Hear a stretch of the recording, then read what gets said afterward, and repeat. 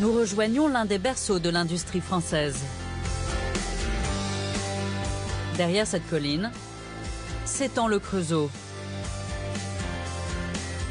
Ici, les usines constituent le cœur même de la ville. Elles ont été créées par une famille qui a bouleversé le destin de cette cité, les Schneider. Ils ont fait d'un petit bourg l'un des plus grands sites métallurgiques du XIXe siècle.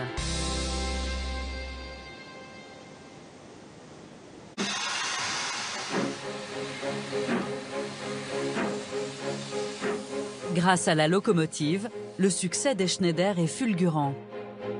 Dans les usines, les ouvriers fabriquent alors d'immenses machines, avec des outils toujours plus révolutionnaires, comme ce marteau-pilon, capable de forger de gigantesques pièces en fer. Les Schneider se lancent ensuite dans l'artillerie, avec notamment la fabrication de canons et d'obus.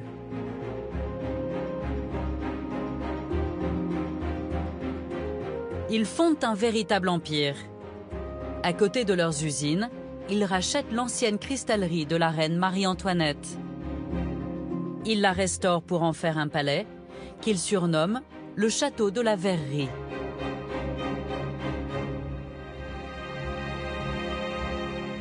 L'objectif, c'est de pouvoir y accueillir des chefs d'État, des délégations étrangères qui vont venir visiter les usines. À l'époque, les usines produisent des productions qui sont vendues dans le monde entier. Elles symbolisent la puissance industrielle de la France, ainsi que sa puissance militaire, parce qu'on a aussi des productions d'armes. Donc du coup, pour accueillir des chefs d'État étrangers, ils vont transformer la cristallerie de la Reine en ce palais.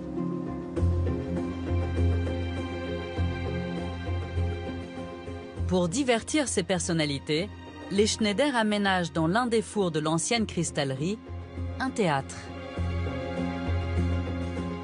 Ils s'inspirent du petit Trianon de Versailles.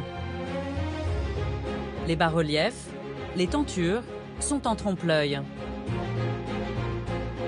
Au plafond, l'aigle à deux têtes de l'Empire autrichien fait référence à la reine Marie-Antoinette. Ceux qui viennent visiter les usines du Creusot, qui restent 2 jours, il faut les occuper le soir et donc du coup, on leur donne ici des représentations.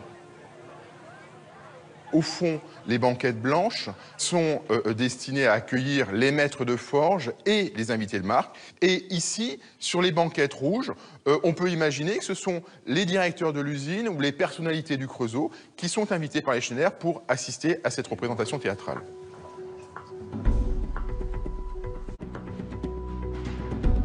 Ce palais est aujourd'hui un musée.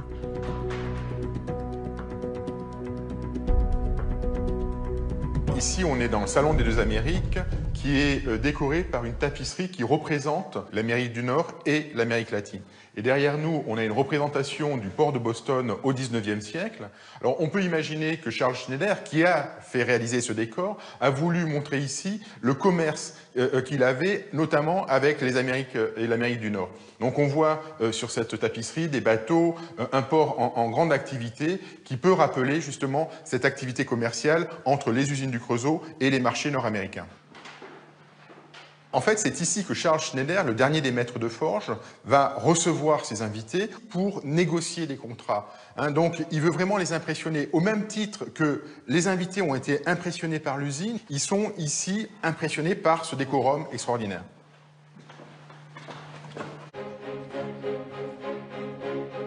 Dès le XIXe siècle, le Creusot est surnommé Schneiderville, car cette famille règne sur la vie des habitants.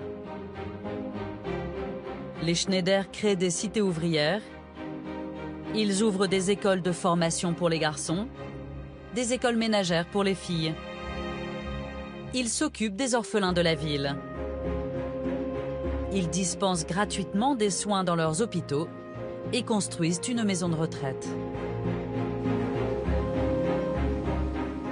Au Creusot, on naît, on vit et on prie Schneider.